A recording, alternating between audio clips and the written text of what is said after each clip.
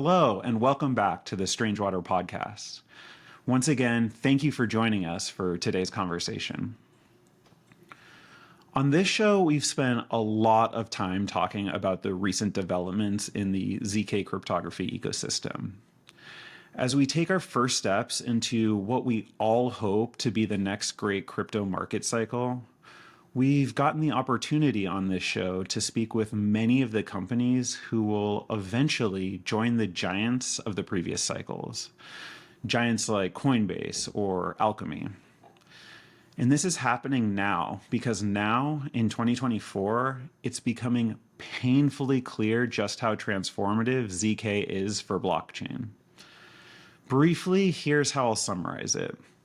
ZK cryptography can be used to prove that a specific computer program generated a specific output.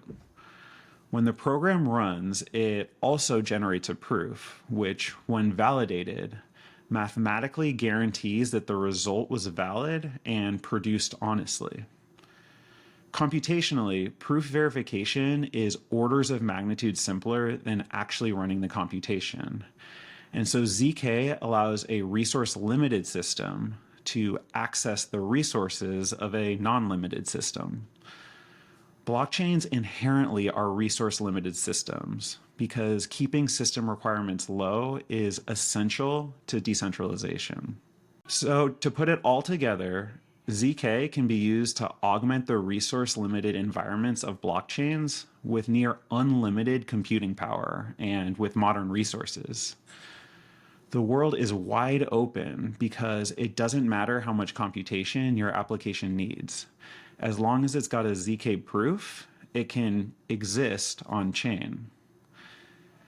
As I said, today this insight is clear to so many people that we're seeing an entire subcategory for venture capital.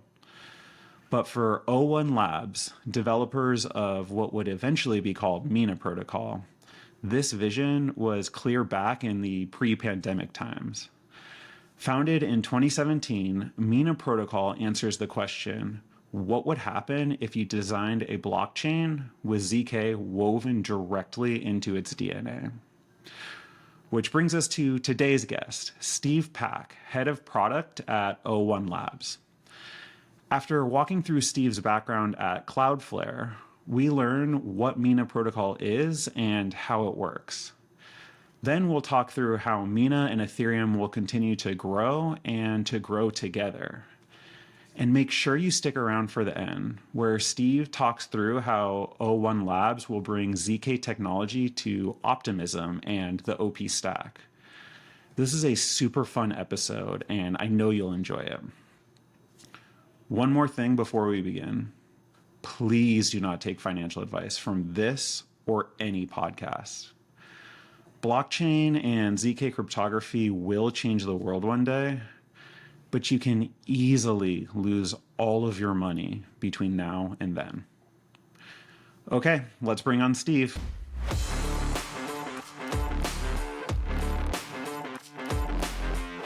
Steve, thank you so much for joining us on the Strange Water podcast. Hey, Rex. Happy to be here. Thanks for having me. Of course, man. I've been so excited to be talking to you guys at O1 and about Mina Protocol. I mean, that's like the OG, like beating heart of ZK and blockchain. So super excited to dig into it. But before we get into, crypto and blockchain and all that stuff, I'm a huge believer that the most important part of every conversation are the people in it. So with that being said, can you give us a little bit about your background, like how did your career start and how'd you find crypto? Yeah, sure. So I've had a varied career. I was a full-time software engineer and engineering manager for between 15 and 17 years. So I definitely come at it from that, hands-on keyboard tech guy. But I always had interest in various things. I was an entrepreneur after that, shipped a hardware product. And it was after that I got into really sort of Silicon Valley product management, I would say, with 5 years at Cloudflare. So that was kind of like the professional road leading to a full-time career in crypto. But yeah, like many of us, had been sort of in and around the edges and experimenting, observing, all of that sort of throughout that period. Actually, if I remember back, the first sort of crypto thing was a colleague of mine at a finance startup saying, "Steve, there's this new thing called Bitcoin, and its value can't go down because there's a limited supply." And I quite patiently explained that, like, well, it can, because there's supply and demand, and the demand can go down, and that could be because of technology risk or because of regulatory risk, or people just don't want to use it. And one of those things, like, I was right, but was kind of wrong, in terms of, like, those risks don't matter. And it went on to be wildly successful, obviously. So that was my first little exposure. I remember actually at that same role, someone into crypto generated Ethereum addresses with, like, people's names in it. I've got an email somewhere with a wallet with my name in it, like, or at least whatever ones fit into the letters they used. Like, yeah, 5 for S. I don't know what a Yeah, T is, but yeah, yeah. exactly. With an ETH that is, like, in some email server. Um, Yeah, and then, like, just like, like I said, I've always been a tech guy, right? Like, before I became more product focused, and so I'd always observe the technology, and I'd, like, take a look and be like, okay, this stuff's cool, like, but what can I do with it? And I kept sort of dipping in and out, I guess, like, each time there was a new wave. Honestly, like, like many, like, I was a bit of a victim to the hype cycles early on. And yeah, it just became this trend that, like, each time I would dip my toe back in, there was more and more, real world utility, more interesting use cases, and more and more stuff happening. So yeah, that was the sort of crypto on the side before it became crypto full time. Well, that's super interesting. So, full disclosure, I joined crypto in 2021, so I'm very Welcome. young, but thank you. And I entered, I have a corporate finance background. I entered thinking that, like, this technology here was here to change finance. And the kind of deeper I've dove into it, the more I realized, like, yeah, I don't know. I mean, maybe this is here to change finance. But, like, quite frankly, I think, like, the interesting parts are about, like, literally transferring value and immutable ledgers, and not like crazy esoterics. But I'm still here and, like, even more passionate and believe more in this, because to me the story of really Ethereum, but let's just call it blockchain, is the story of decentralized computing. And it sounds like your finance friend, who, by the way, I would love to know where he's working so that we don't put money there. But it sounds like your finance friend really tried to bring you in from the, hard money, store of value, like all this stuff, and you were not interested in that. But with each hype cycle came more and more of the capability, and, like, this vision of distributed compute that is, like, quite frankly, kind of obvious today. And so I'm curious, like, what was the first moment where you realized, like, oh my God, this is going to be an important primitive and an important system, just like the internet is, and, like, I need to pivot to this, as opposed to kind of like a fun toy that, like, you may or may not be willing to spend some free time on, but, like, you also have a job. Man, that's hard to answer, because it's like,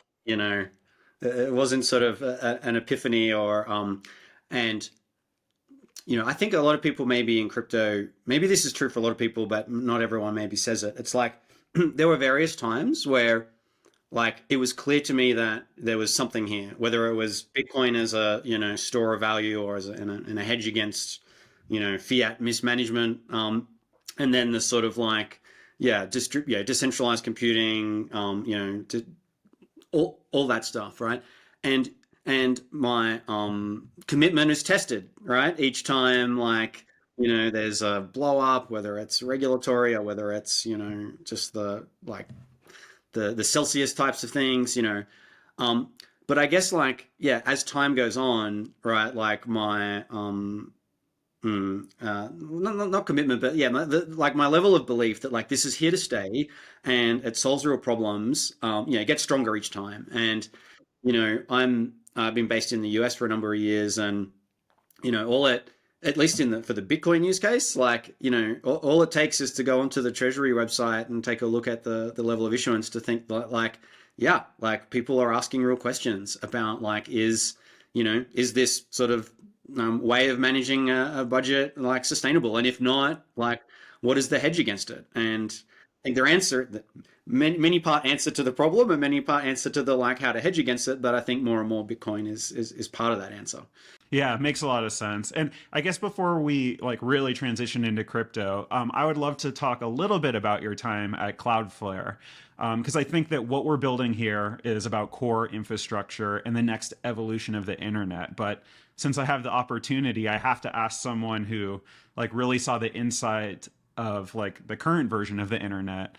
Like what insights and what lessons did you like pick up at Cloudflare that you think are really applicable to building in Web3? And yeah, like how did that experience like really give you a leg up versus people who maybe didn't work at like these big tech companies or maybe came to crypto like straight out of university or without real experience? I think there's three things that really come to mind, which is like, product management at a big company. There's the like crypto insights I got, and then there's like just being at the sort of pointy edge of like the big bad internet and like the technology.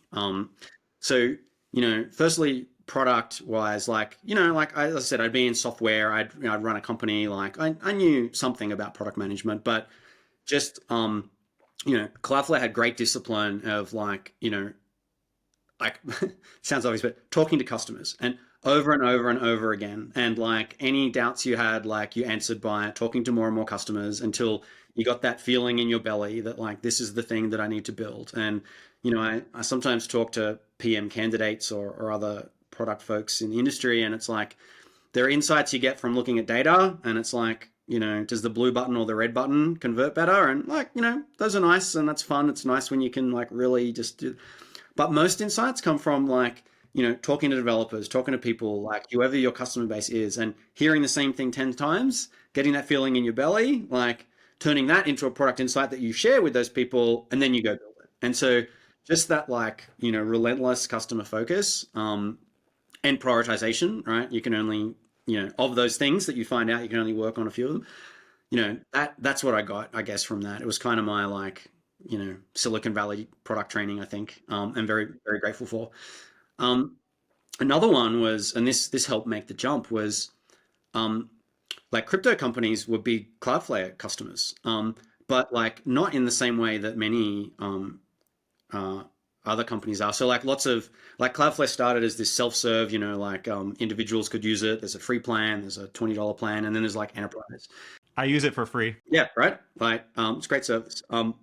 But like so many crypto companies started by putting down a credit card, and then all of a sudden, like that credit card was running up like thousands and thousands of dollars of usage fees, and like the sales team were like, "What the hell is this?" And they kept finding it's like, RPC gateway and like Block Explorer and what, and they didn't know what it was, right? And so there was kind of like this, who knows about crypto? And there was a group of us obviously who did, and um, so we sort of like, the company discovered crypto as a good customer base and a rapidly growing one, kind of by accident, and then, started to invest like a bit more in it. So I guess I could see like the growth trajectory just by that, right? That like this whole new customer segment came up. And then like the longer I was there and as I was in more senior roles and started to look at like strategic sort of partnerships with crypto companies, we were getting asked to like look at what would it take to add sort of some of Cloudflare's distributed compute footprint to the validator set of some crypto companies. And as part of that, it was like, okay, what is a crypto validator workload compared to like the capacity of the Cloudflare network? And as part of doing that, like we needed projections, right? Where do you see the volume going? And just seeing some of the projected volume from like a number of these projects, it was just clear to me then, like, yeah, even more like commitment gets stronger each cycle, but it was like, yeah, this is here to stay, and it's going to keep growing. Yeah, and out of curiosity, like no need to disclose anything that's like sensitive, but when was the era in which you on the inside of Cloudflare, which for those who are not knowledgeable is basically like the like skeletal system of the internet, right? At what era did you start to notice that there was actual like serious like global levels of usage from crypto companies? Was this the ICO boom? Was this like the 2020 era? When was it? No, it was more 2022. Like that was the sort of that bull market run up. We had crypto customers before then, but they were kind of just like individual customers. But this kind of like, where is all this usage coming from? Like, who are these people putting down credit cards that go from $20 a month to thousands of dollars a month? Like, yeah, that was more of a 2022 era. Um, Actually, I said there were three things. I think I only covered two. The third, and yeah, this one's kind of different. Like, yeah, Cloudflare is at the edge, right? Like literally, often described as an edge network between the internet and like some web service. And as that, you kind of get to get familiar with what's on the other side, like what's in out there in the big bad world of the internet. And the answer is like scary in terms of a whole lot of abuse, a whole lot of bots, a whole lot of attacks, a whole lot of like the worst possible content you can imagine, and people doing the most terrible things you can imagine. And you gotta find out a way to navigate that to protect your customers from it. But like Cloudflare tried to also like walk this line of free speech and following the law, and complex thorny issues. And you know crypto also has to deal with them, but I feel like there's kind of two camps, right? There's the kind of like, we're going to ignore that because we're full scale libertarians, versus the like, well, in the case of if you're a US regulated company, then you got to follow the law. And yeah, I guess that's one thing that I was more exposed to there than I think a lot of folks maybe who have been crypto natives the whole time. Yeah, and recommendation for the audience.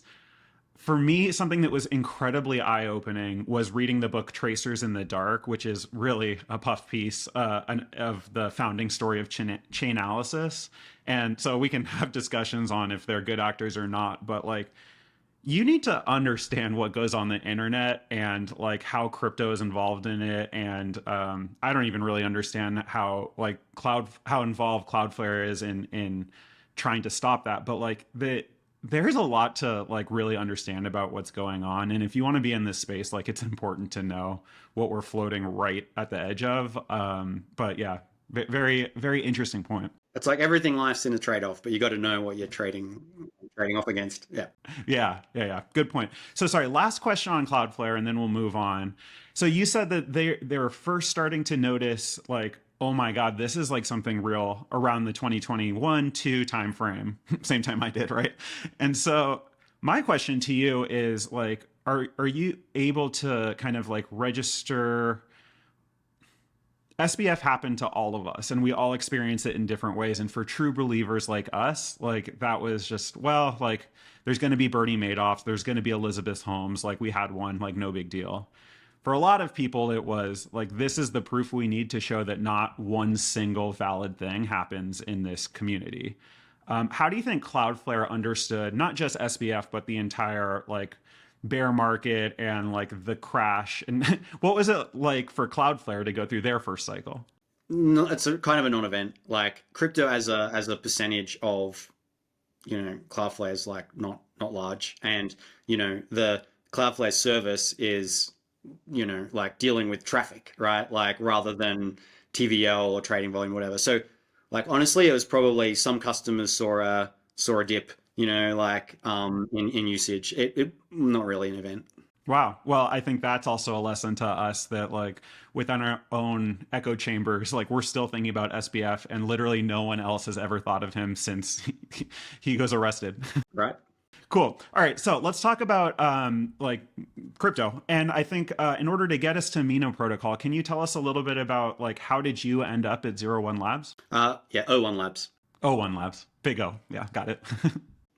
As I was sort of looking for opportunities to like go full time in this thing that I was passionate about. There's a lot of chains out there. There's a lot of projects out there. So o1Labs was very closely tied to the Mina Foundation, were the original incubators of the Mina Protocol and still the primary contributors.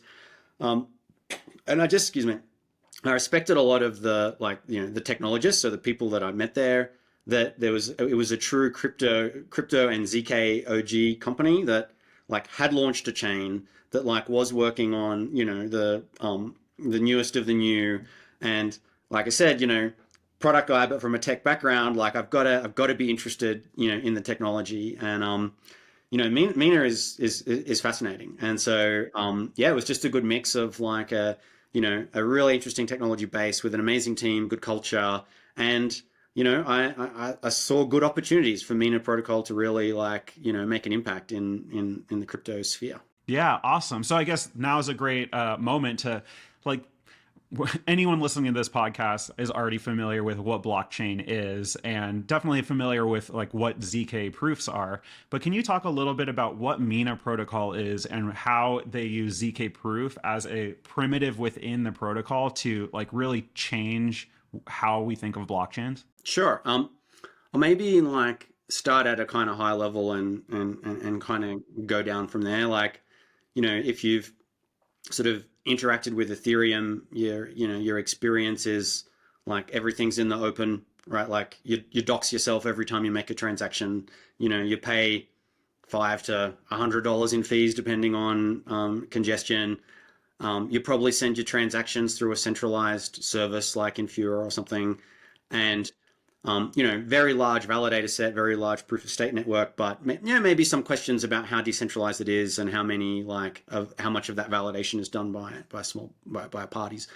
Don't want to be all negative about like that there's a whole lot of positive stuff, but like that's also the experience, right? Like today, and so Mina uses ZK to address some of that. So one, you don't pay for gas in the traditional sense that that you do on Ethereum, and we can depends how deep we can go, but one mental model is in Ethereum, like you send a transaction and validators execute it, and so if it's complex, you got to pay in gas. In Mina, you do the transaction locally, generate a proof. So it can be as complex as you like. The trade-off is it'll take a bit longer before you can submit the proof, but once you do, there's like a constant size verification cost to that. So you don't have these huge spikes in fees according to how complex the thing is you're doing. It's pretty constant. There is some variability based on traffic, but not to the same scale.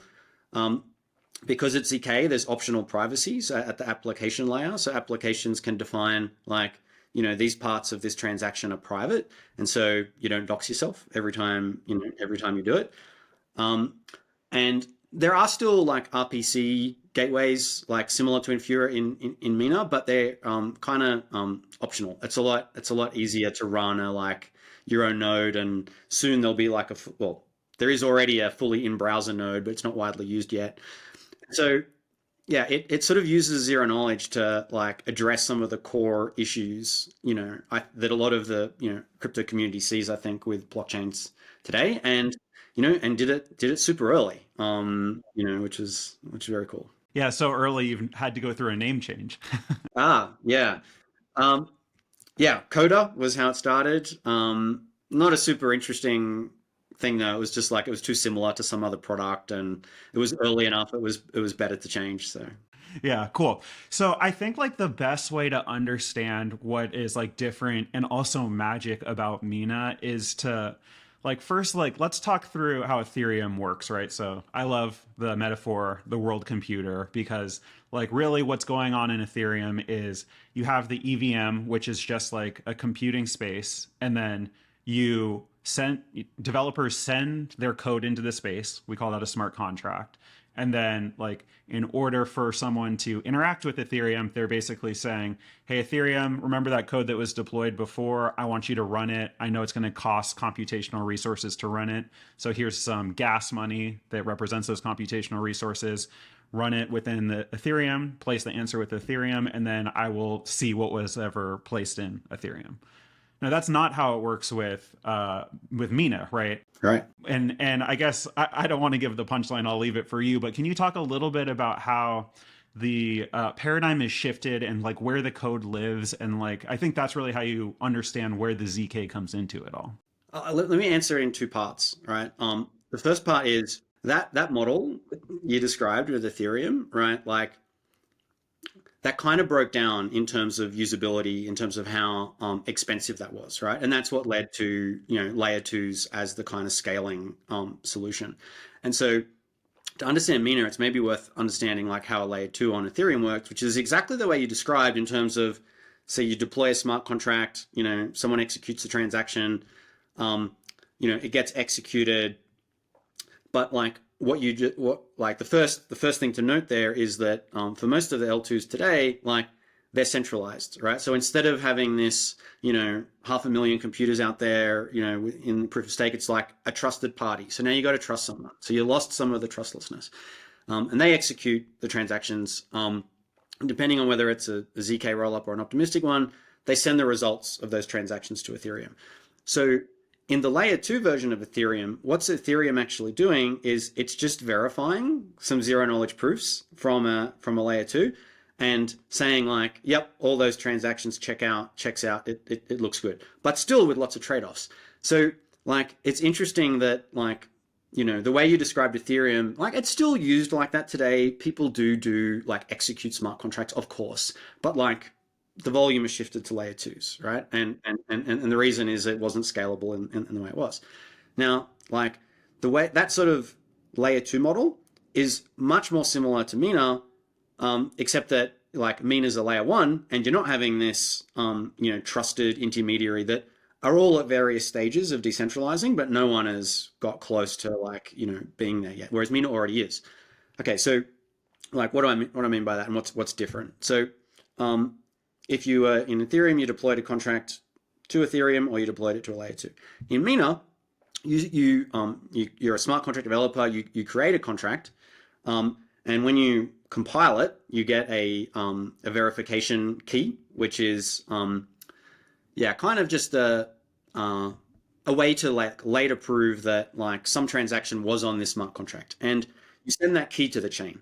So you're not sending the whole smart contract, the whole code, you're just sending a key. And then, you create a website, and that it's like a regular looking website. People like log in, they do things, and at some point they're gonna like execute a transaction. So when they click like, go, instead of sending like their name and their balance and everything, like we described before, via an RPC to Ethereum to be executed, they have the contract that the developer wrote there in their browser. They click go, and the browser does incredibly complex mathematics to generate a zero knowledge proof that can cryptographically prove that I ran this contract, I put in these inputs, and here is the result. And that might be like, I did a trade on a DEX, and I had a high enough balance, and I have a valid wallet. That might be like what's what's in it. And then the proof goes to the chain. And so the chain now, there's no executing that transaction. All the chain is doing is verifying that the zero knowledge proof is valid. And all it needs to do that is the proof from the browser and that verification key that the dApp developer created earlier. And so it verifies the proof. That's a constant size, constant complexity operation, an O of 1 operation. I think. Maybe it's O of 1, or I'm going to look bad. Close enough. Close enough. But what you'll notice is that what I just described, where it's like the proof goes to the chain like verifies it, and using that distributed validator set, that was kind of like what Ethereum does now for the layer 2s, but without this trusted trade-off of having an intermediary. Like with Mina, it's already a layer 1 with a very distributed validator set, and the full security of no one. So yeah, I think I hit the main things, right? You could make your inputs private. The compute happened locally. Only the proof was verified, so you get way lower fees, and you don't have the trusted intermediaries like you do in the layer 2 world. Crypto as it was meant to be. It's really incredible. We'll get back to this a little bit later, but what is very fascinating that we're seeing now across all most like legitimate L1 blockchains is like we're all kind of converging on the same like end state roadmap, which is like you have your base L1 that is really about verification, and you invest as much resources in decentralized trustlessness and credible neutrality.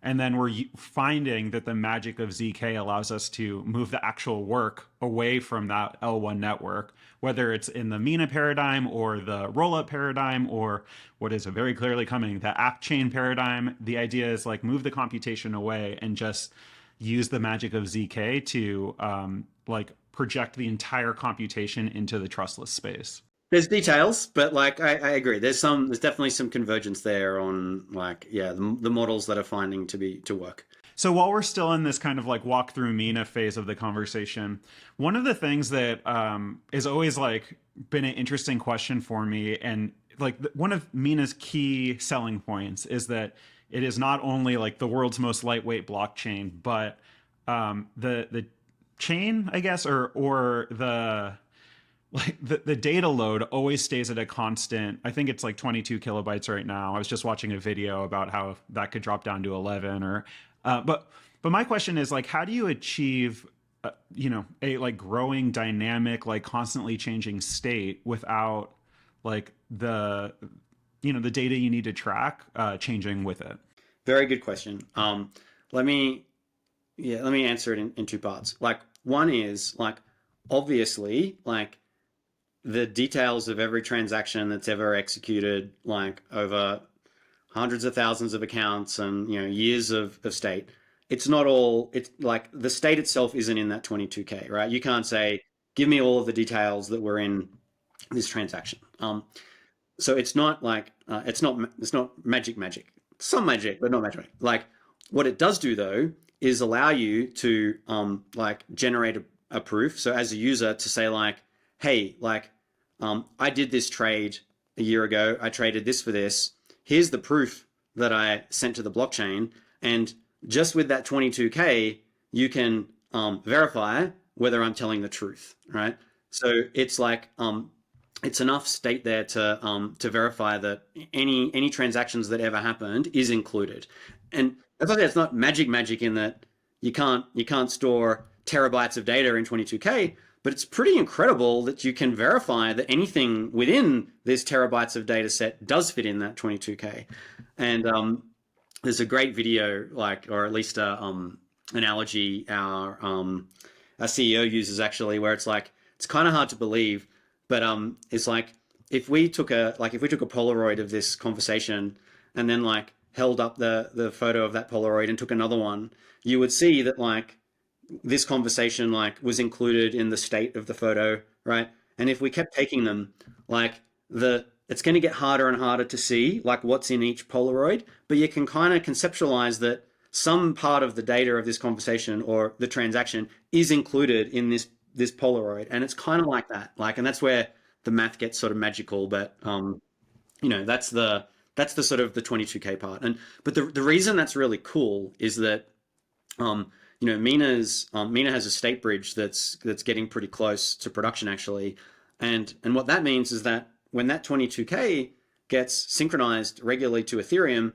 then anyone who's like has a distributed application in Ethereum, a dApp in Ethereum, but wants privacy aspects, they can like build that on Mina, and the privacy centric parts happen on Mina, and because that 22K state flows along back over in Ethereum land, if the user wants to say like I did the trade or I did the vote or I like burned the NFT or whatever it is, they can supply the proof of that to the Ethereum dApp, and it can just look up that 22K and say, is this proof in the 22K? And if it is, I'm good to go.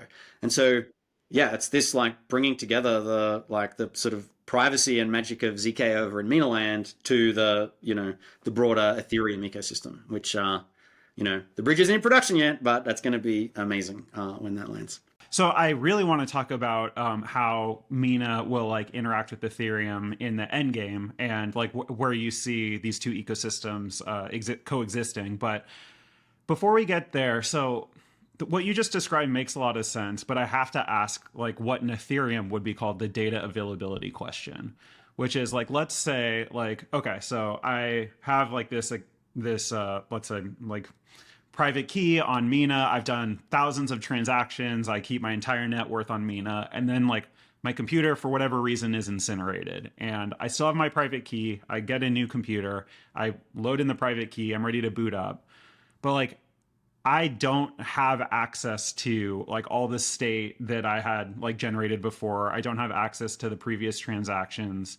In Ethereum that like today exists directly in the call data, or we don't need to get into that. But my question to you is, like how does Mina like make sure that the data needed in order to generate these proofs is available for people that need to generate proofs? That's a good question. And it's one that kind of gets pushed to the application layer. So like Ethereum, there is some state on Mina. So like if if the state that you need to like recover is on chain, then you're okay. But like it's so limited that for like complex applications, it's kind of not. And so yeah, it's down to the application layer as to how they solve that. And excuse me, like that's in the past been something like IPFS. There's lots of DA solutions coming out now, and like the community's kind of, figuring out like what's the ideal. So yeah, I guess I'd say like application specific, and the community and the ecosystem are still working out like what's the best approach there.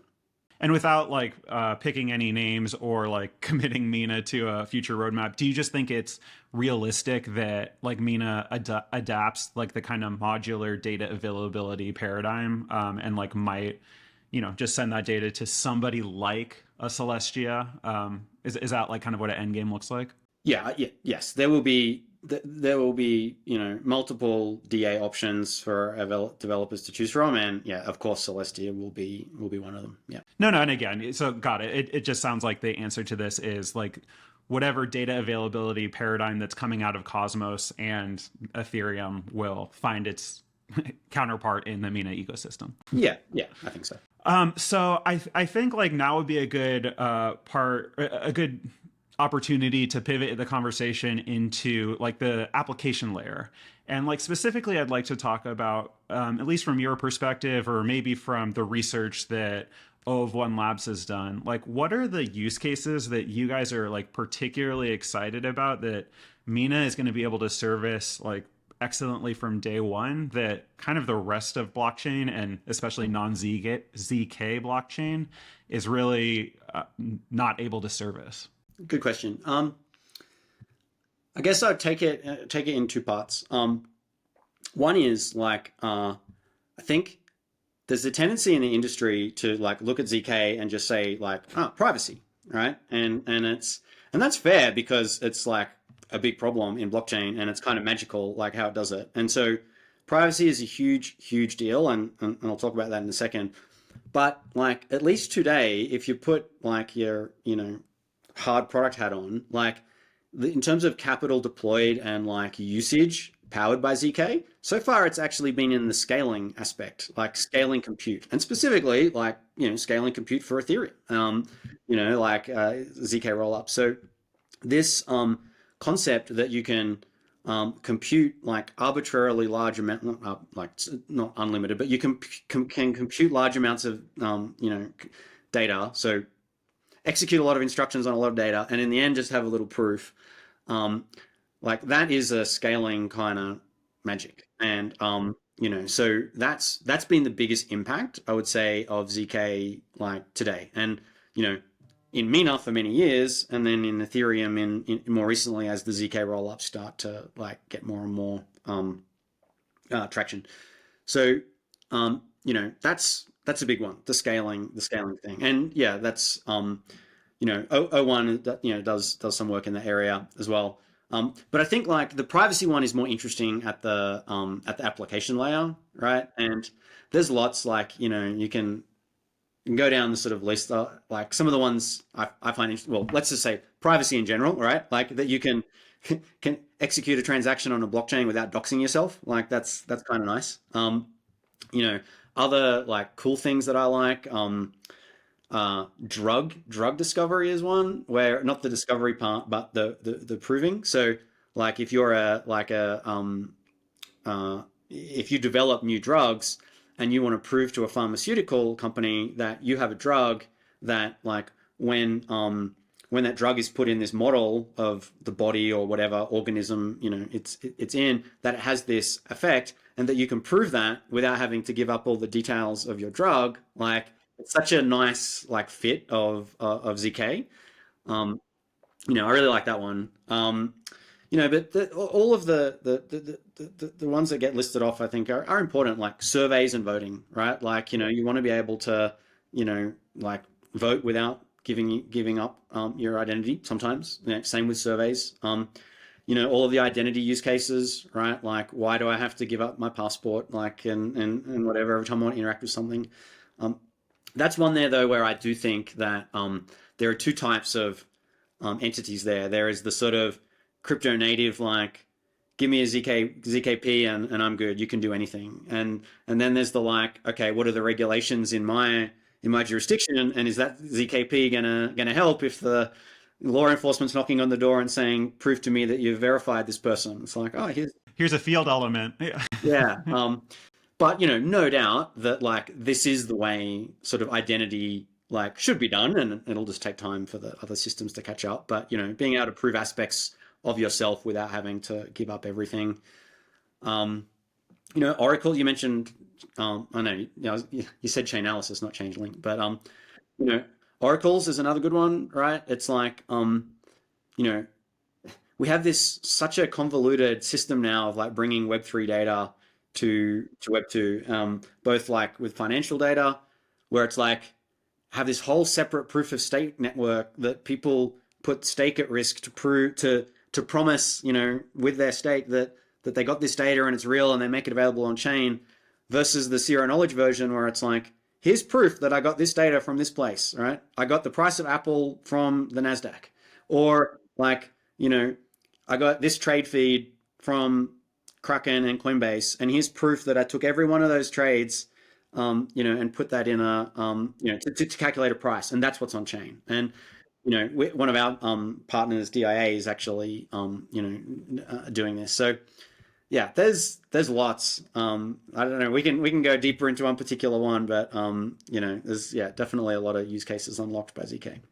Yeah, well, I'll just drop this in here now, and we will get back to it at the end of our talk. But to me, this is a little bit in the weeds, but like to me, the most interesting short-term thing for ZK is to like just go back and look at all the things that we did optimistically or like in some sort of trusted mode while for scaling or whatever, and just say like any of that, if we re-architect it with ZK, like not only will it work better and faster, but we'll actually get the properties of blockchain as opposed to just decentralization theater. Yeah, if we did it like Mina from the start, what would it look like?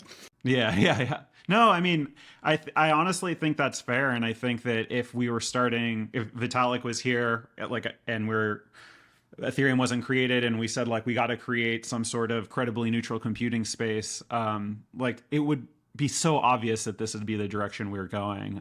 I think. And to be fair, like I kind of joke, right? Because the reality is ZK was a like it existed as an academic paper, like it wasn't a usable technology. And like all of the projects out there, especially Ethereum, went off and created something amazing with the tools they had, and to their credit, are like, constantly evaluating what comes up and, retrofitting the parts of the stack in the order that they think is right. So for sure. So I think this is a good moment to like kind of zoom out a little bit and maybe look forward and talk about like what is the end game relationship between, let's say, we'll make a special section for Ethereum and Bitcoin. We'll make a special section for all other just like L1s that will come and go, and then we'll have Mina. Like, what is the endgame state once things stabilize a little bit? Like, how does the technology you're building interact with the world computer? Yeah, good question. It's hard to predict the future. I think like just to sort of paint the whole picture. I think and I kind of hope Bitcoin sort of stays as it is, right? I know there's innovation around the edges with its inscriptions and stuff, but to me, like it serves a very good use case of a kind of like a hard money, like not operated by a central party that turns on the printer when it needs to for political reasons. I think like Bitcoin is a good use case as it is. Ethereum, like it is called the world computer, but the direction it's going, it's like it's not really the world's computer. It's the world's like settlement layer or the world's like data availability layer, which is a terrible name because no one outside of people understands it. But like that's kind of where it is going, right? Like that it is the place where everybody else, of the L2s, settle their data to. So like, is that still the world's computer, or is it the world's database? Does it matter? Who cares? Like, but yeah, I think has sufficient gravity that like it's going to stay where it is in that super important like role, but maybe less compute gets done on Ethereum, like it gets done elsewhere, and more it just gets good and efficient at like verifying transactions from other layer twos and then layer threes and whatever else. And Mina, I think is two things. I think it's Mina is different enough in that like the ways we described earlier in terms of like the experience of privacy, of low fees, of like being truly decentralized, that it will have its own ecosystem of like dApps and people that just do their things on Mina, like and Mina will also have L2s, right, where if for a certain use case it's acceptable to have some partial trust in a layer two operator to get like faster block times, more throughput, like whatever else, and they settle to Mina, like that same thing will exist in the Mina ecosystem.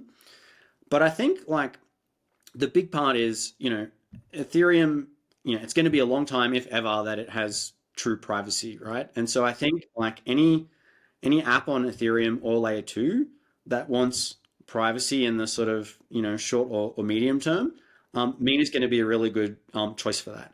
And that succinct 22K of data being available on Ethereum, does bridge those worlds together. Like, and then once that's done too, like token bridges and etc. will come. There'll be like a standard bridging thing. But the fact that you'd be able to have applications in Ethereum that have privacy like features that are implemented over in Mina world, I think that's going to be a really like important part of bridging those worlds together.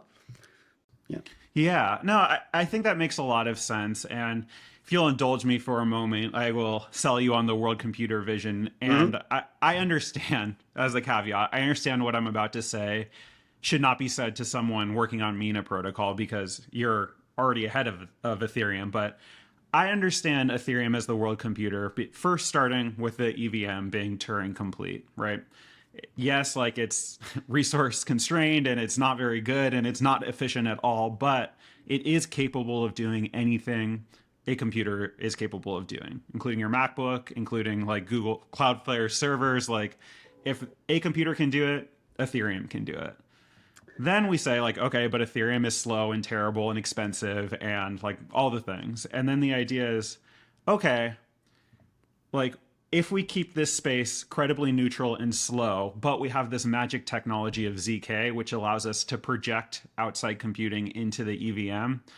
Yes, technically Ethereum is not doing the computation, but like you can call it the world computer because it's not valid until it like kind of passes through Ethereum. And that is exactly what Mina Protocol is doing.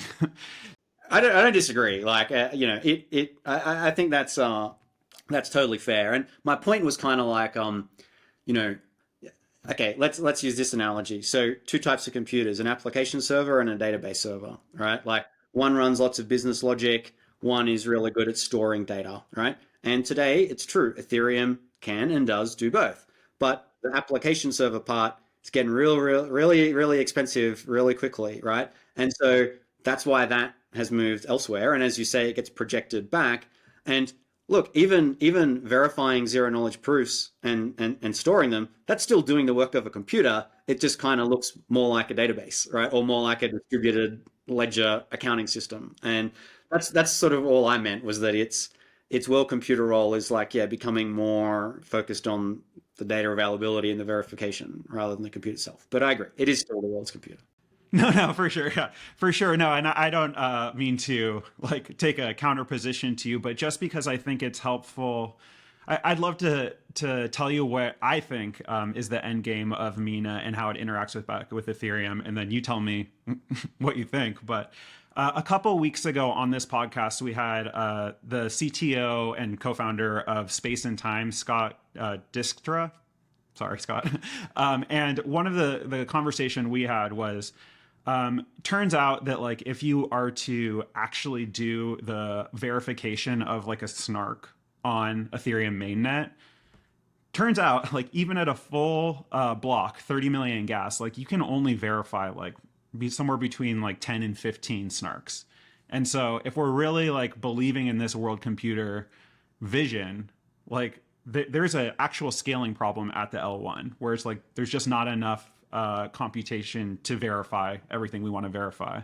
And so I said this to Scott, and what he said back to me is like, well, obviously there's just like the way we solve this is not an Oracle network, but I'll just use it as a similar frame, but like this external network that is, like completely tailor made to just be doing the ZK proofs, the verification to like blah, blah, blah, blah, blah. But as you describe Mina Protocol and the ability for the 22 kilobytes to be like sent and live on an Ethereum smart contract so that Ethereum applications can like look into the Mina blockchain set and like make decisions based on that. Like to me, that's the answer. Like we figured it out. Like we are going to need Mina in order to achieve like the ZK future of the world computer.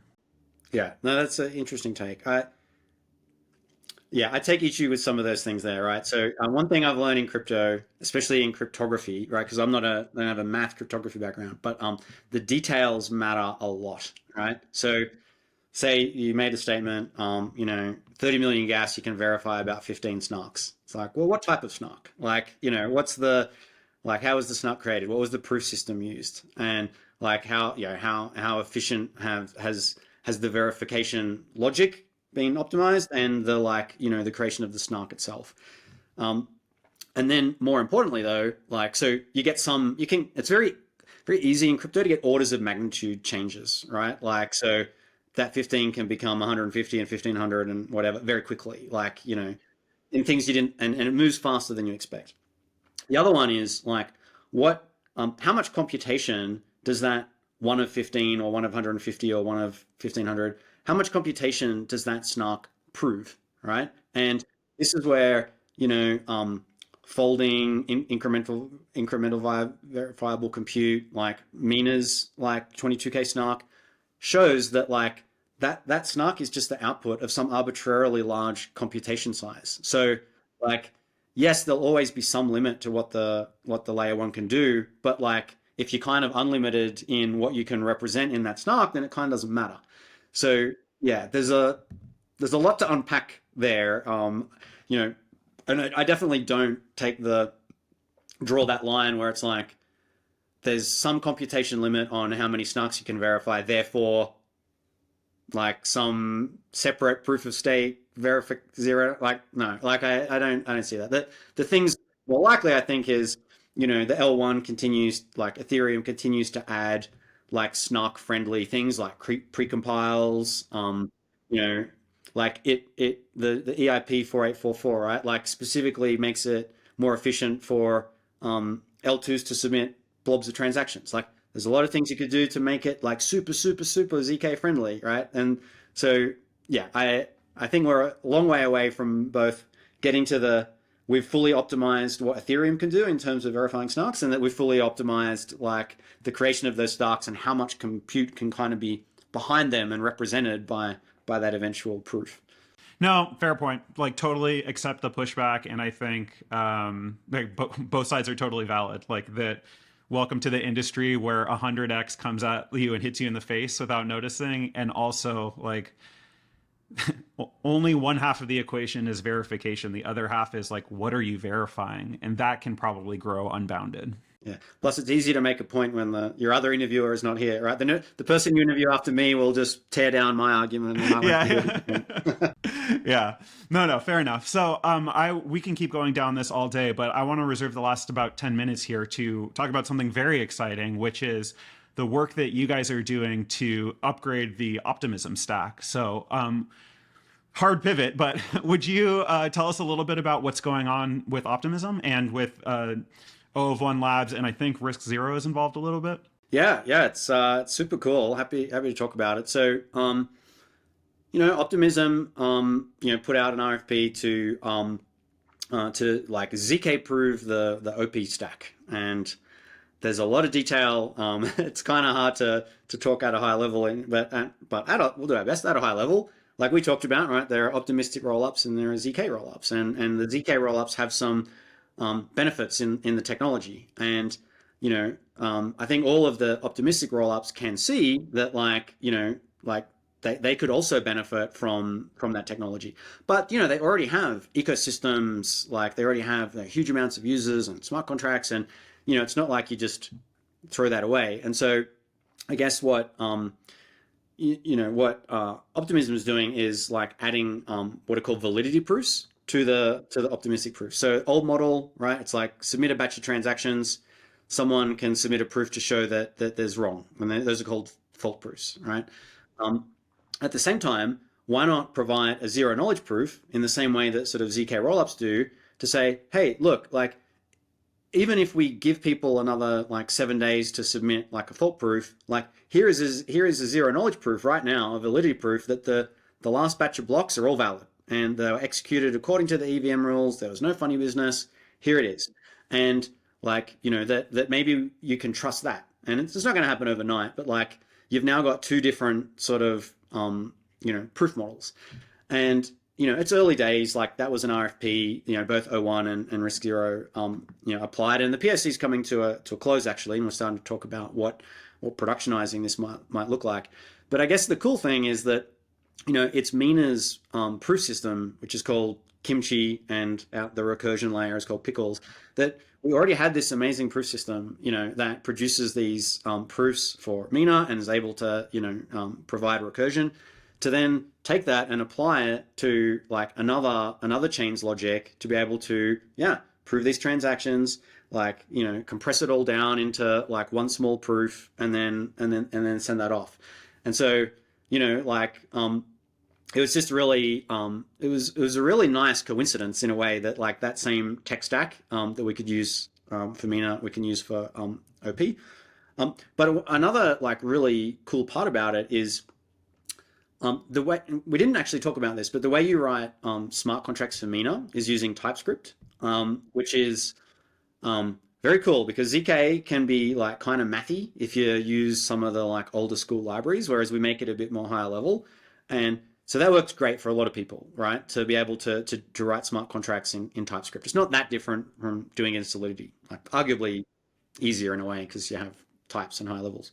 But like, no doubt, there are folks that are going to want to build applications that settle to Mina that aren't written in TypeScript to like run in the browser, but that are just like general purpose programs. And part of this OP work was developing what's called a ZK VM, so a virtual machine that can execute code. In our case, it's a MIPS VM, and the code it's executing is Optimism's program, but it could be any executable basically that compiles down to MIPS.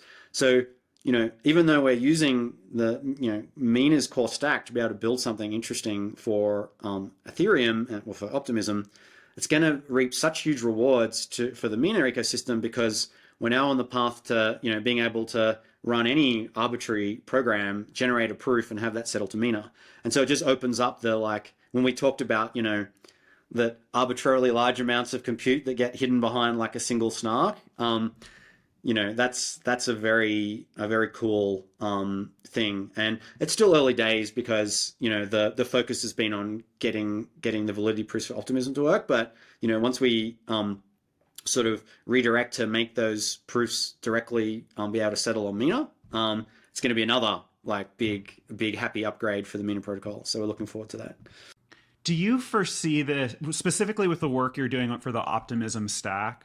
Do you foresee this as a long-term transition from fraud proofs to ZK with this intermediate time where both are like kind of being used, or is this like really Optimism staying like as its core infrastructure and optimistic rollup, but having these like new ZK tools that are available to developers? Yeah, that's a great question. Obviously, I can't speak for o1Labs or the foundation or the community and what they're gonna like vote for.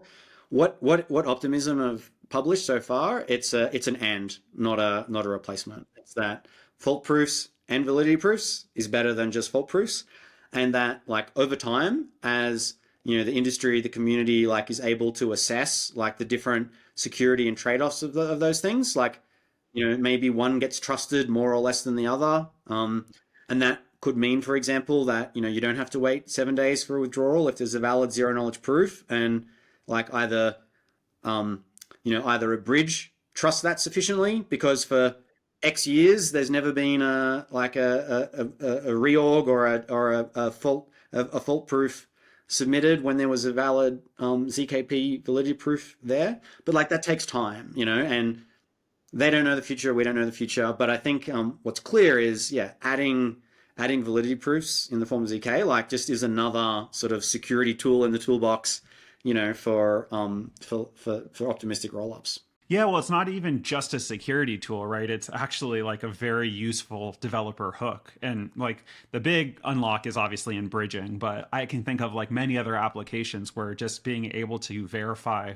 with just the block header that something is valid, like allows you to unlock like really interesting stuff on either a side chain or a side program or whatever. And so I think like we can talk about like the architecture of rollups, but I don't know. I mean, this is just like the clear path forward of like not only what we need in order to get more secure systems, but like in order for the optimism to be able to take advantage of all this like incredible computational magic that's coming out of ZK world. Yeah, I think part of what you're keying into there is which Optimism has spoken about a bit. Their version is this super chain messaging, right? That like layer twos can like talk to each other, and if you have a valid proof that like up until this block you can prove that you're up to date, and so recipient chain with this proof, can you please go and do something that like, and that's still a while away, but like that unlocks something pretty interesting. And you talked about convergence, of like blockchains to a model. Like ZK Sync has the hyperchain model, right? And if you look at the diagram is exactly the same. That you have within the layer twos, you have sort of little ecosystems, and then they can communicate via Ethereum. But if you do it, within the superchain or the hyperchain, like that, it's more efficient. So, yeah, ZKP's also, unleashing that area of innovation, super interesting.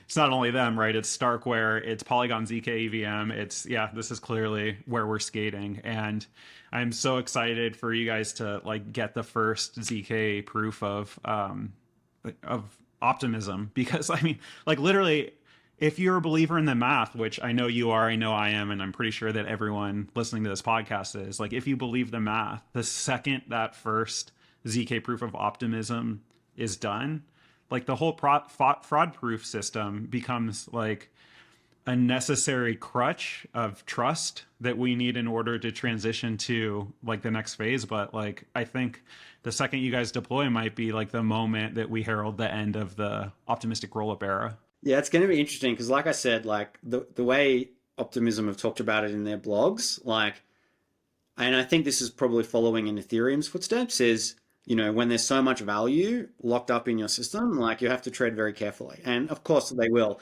But I agree with you is that like once those validity proofs start landing and like people try to break them and they can't, and it's like, well, why are we waiting? Why are we waiting the 7 days? Like I think it's gonna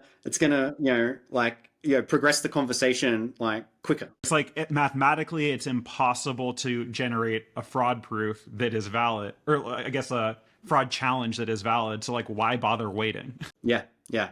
And, it will take time before security researchers are happy, the community's happy, whatever. But I agree. When people see over the horizon, like instant-ish withdrawals and permissionless, like, instant-ish withdrawals, like the pressure to get there. And it's like, okay, what do we got to do to get there? Like, how many audits do we need? Like, how big is the bug bounty going to be? Like, yeah, I think will probably accelerate too. Yeah.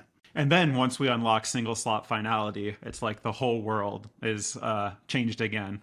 But that's the start of a rabbit hole that we don't have time for. So, Steve, thank you so much for sitting down and sharing everything that you did about Mina, about O1, and about your background. I mean, so eye-opening for me, and like really helps me understand just how like the greater world computer, like bigger than Ethereum, but the blockchain community is like really skating towards the same goal. So, man, I really appreciate it. Thank you. And before I let you go, can you just let the audience know how they can find you, how they can learn more about Mina, and if they found themselves like really interested and want to get involved, what should they do?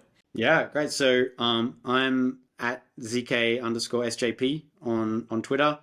Minaprotocol.com if you want to get like look at the docs, get started on writing smart contracts in TypeScript that that have full privacy. We're all in Discord, both o1Labs, the Mina Foundation. Just search for the Mina Discord. All of your questions will be answered. There's a super helpful, super active community. The foundation runs like grant programs. Like, so if you just got a cool idea and you just need a few $1,000 to get started, like, there's constantly rolling programs. One's called Mina Navigators, one's called ZK Ignite. So yeah, lots of ways to get started. I think, like Discord, Twitter, and minaprotocol.com are good places to start. And how much do you need to know about zero knowledge in order to get started? Like a lot less than on any other ecosystem. Let me say that. So the fact that you can develop in TypeScript, right, and the docs, take you through the sort of what you need to know to get there. There's learning. It's a new technology. You got to learn something. But it's as easy as it can be. And actually, any developer like can get started with a basic app. And then when you go to the next level, the docs and the ecosystem are there to support. Well, man, again, I can't thank you enough. And I encourage anyone who's interested in developing ZK or developing ZK based applications, like spend some time with Mina. Like they are the OGs of how ZK will interact with blockchain. And man, I'm just so excited to see what comes next. So Steve, thank you so much and have a good day. Yeah, you too. Thanks for having me, Rex.